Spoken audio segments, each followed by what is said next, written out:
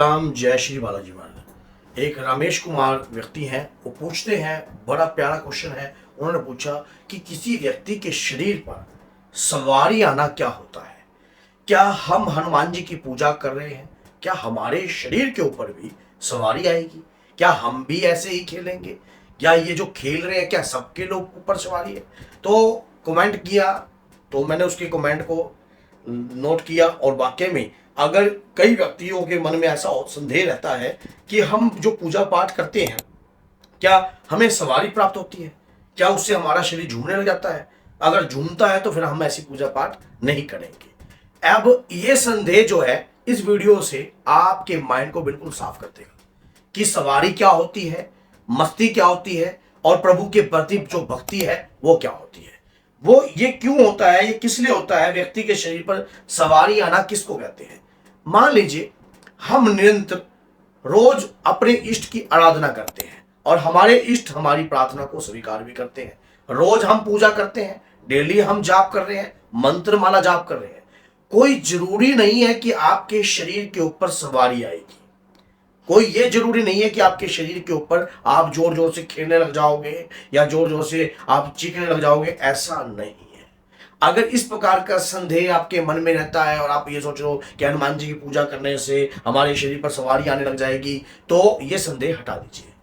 पूजा, भक्ति, भाव अगर आप नियम से करते हो तो किसी भी प्रकार की सवारी नहीं आती, बल्कि आपके देवता की तरंग आती है। अब मन में यह संदेह कहीं रहता है, क्या सवारी आना हनुमान जी के आने का संकेत है? क्या उस व्यक्ति के शरीर में हनुमान जी आ गए हैं? तो इस पर भी मैं आपके दिमाग से यह चीज हटा देता हूं कि हनुमान जी कभी भी किसी के शरीर में नहीं आते। देखा जाए तो वो सबके शरीर में है, क्योंकि परमात्मा सर्वव्यापी है, हर कण कण में वो वास करता है और किसी व्यक्तिगत विशेष के शरीर में वास नहीं करता है। वो उन आत्मा रूप में सबके मन में वास करते हैं। राम नाम सबके हृदय में वास करते हैं। कोई ये जरूरी नहीं है कि राम नाम लिखने से ही राम नाम वहीं पे ही मौजूद होगी, वो तो कण कण में है। तो शरीर के ऊपर जब हम अपने इष्ट, अपने आराध्य की पूजा, याचना, तपस्या कंटिन्यू करते हैं, आपके अंतर में अगर भक्ति उमड़ के आती है और उसके दौरान आप जोर से करते हो जय श्री राम, जय श्री राम, जय श्री राम, श्री राम जय राम, जय जय राम, ये प्रभु के नाम की भक्ति है, ये तरंग है। इस तरंग में एक बात यह भी हो सकती है कि आपके परिपीढ़ी के अंदर कोई भक्ति किसी ने करी हो तो वो ऊर्जा भी आपके शरीर में आती है। पीढ़ी की ऊर्जा भी सबसे पहले पीढ़ी के शरीर में ही आएगी। जैसे आप मान लीजिए आपके दादा भक्ति करते थे, जैसे कि हनुमान जी की भक्ति करते थे, आप जो भक्ति पूजा पाठ नियमित रूप से कर रहे हो वही ऊर्जा आपके शरीर में वास कर रही है। उसी प्रकार से आपको लगता है श्री राम जय राम, जय जय राम, श्री राम, ये जो मस्ती आ रही है प्रभु की भक्ति पूजा पाठ के साथ, इसको एक किस्म की लोग सवारी भी बोल देते हैं कि शरीर के ऊपर खेलना। अब उसमें अब एक लेडी आ रही है तो वो अपने बाल हिला रही है, तो ये अपने देवता के प्रति जो मस्ती होती है वो उत्पन्न होती है शरीर के अंदर। हमारी पूजा पाठ से हमारा ओरा बढ़ता है, हमारे शरीर के अंदर ऊर्जा का वास होता है, हमारी शरीर की ऊर्जा बढ़ती है।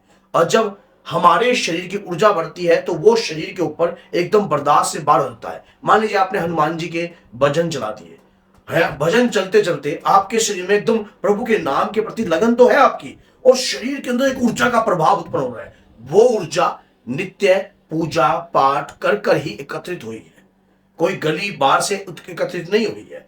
अगर शरीर के ऊपर अलग प्रकार के भगवान के प्रति गलत विचार आते हैं या किसी के देवता के प्रति गलत विचार आते हैं या कोई गंदी शक्ति आ रही है, उसका अनुभव भी आपको हो जाएगा। अगर शरीर पर कोई ऊर्जा आ रही है, वो मस्ती कर रही है अपने इष्ट आराध्य को मनाने के लिए। मान लीजिए कोई शक्ति होती है पीढ़ी के अंदर भी छुपी हुई, और वो शक्ति भी जब आती है श्री राम जय राम, जय जय राम, श्री राम जय राम, जय जय राम, श्री राम जय राम, जय जय, तो शरीर पर वो ऊर्जा का वास हो रहा है। और ये कोई जरूरी नहीं है कि हर व्यक्ति के साथ ये चीज होगी, ये कोई जरूरी नहीं है कि हर व्यक्ति के शरीर के ऊपर ऐसी ऊर्जा का वास होगा। किसी के शरीर पर जोर जोर की आवाजें निकलेंगी श्री राम जय राम, जय जय राम, और कईयों के शरीर के ऊपर आपके मन में ये होगा कि पूरा शरीर हिलेगा अपने आप। कोई शक्ति तो है जो शरीर में आ रही है और ऊर्जा उत्पन्न हो रही है, और वही ऊर्जा आपको मस्ती दिला रही है। अब वो मस्ती भक्ति की है, भक्ति की मस्ती है।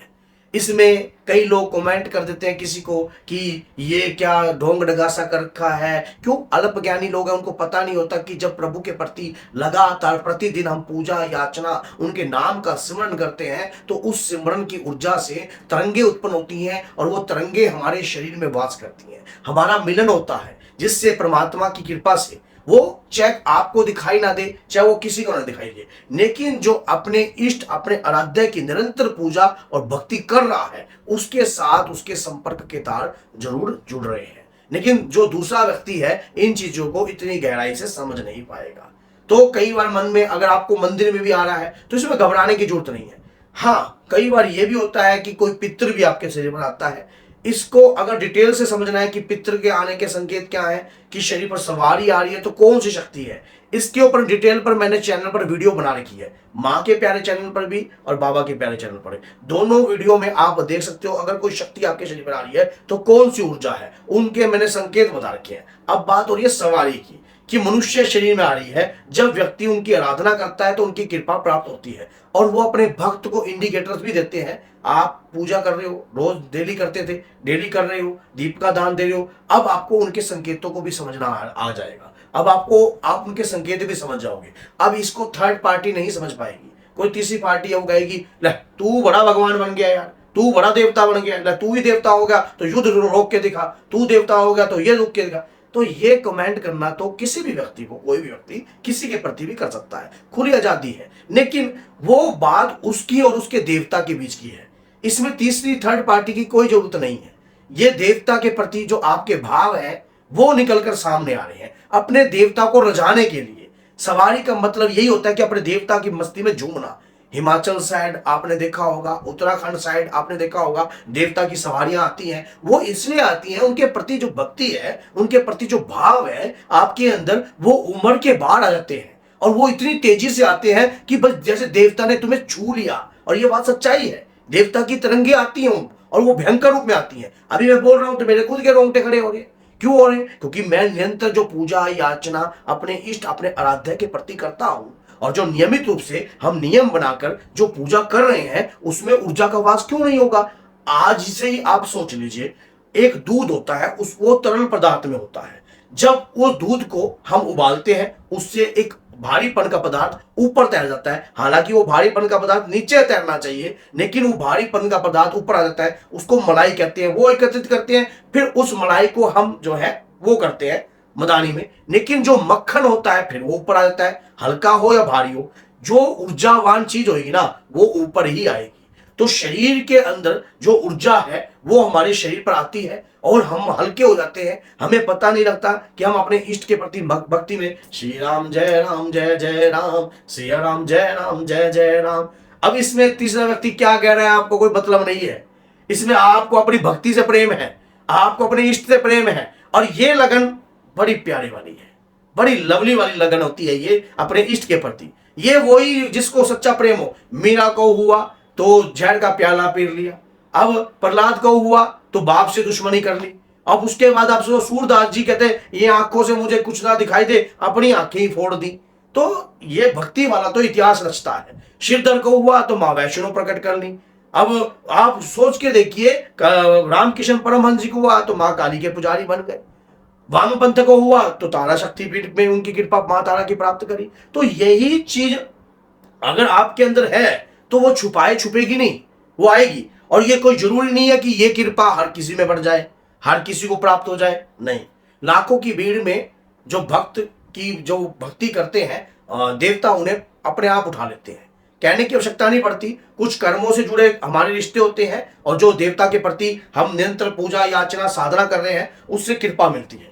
तो अगर आपको ये वीडियो अच्छी लगी है और इसी प्रकार की आप और भी वीडियो देखना चाहते हो तो चैनल को सब्सक्राइब कर दीजिए और 10 लोगों को इस वीडियो को जरूर शेयर कीजिए, अपने स्टेटस बार पर लगाइए ताकि लोगों को ज्ञान मिल सके, अज्ञानता से दूर हटे। और सवारी किन लोगों को आती है, पेशी किन लोगों को आती है, इसके लिए डिटेल में मैंने वीडियो बना रखी है। आप देवता की सवारी आ रही है या प्रेत की आ रही है ये भी कंफ्यूज होता है, इसके लिए भी मैंने डिटेल में वीडियो चैनल पर पहले बना रखी है, तो आप देख सकते हो। हर मनुष्य को सवारी नहीं आती है, जो भक्ति पूजा पाठ अपने निरंतर अपने देवता की करता है उन्हीं को यह कृपा प्राप्त होती है, हर किसी को यह कृपा प्राप्त नहीं होती है। तो बोलिए जय सीताराम, जय माता दी।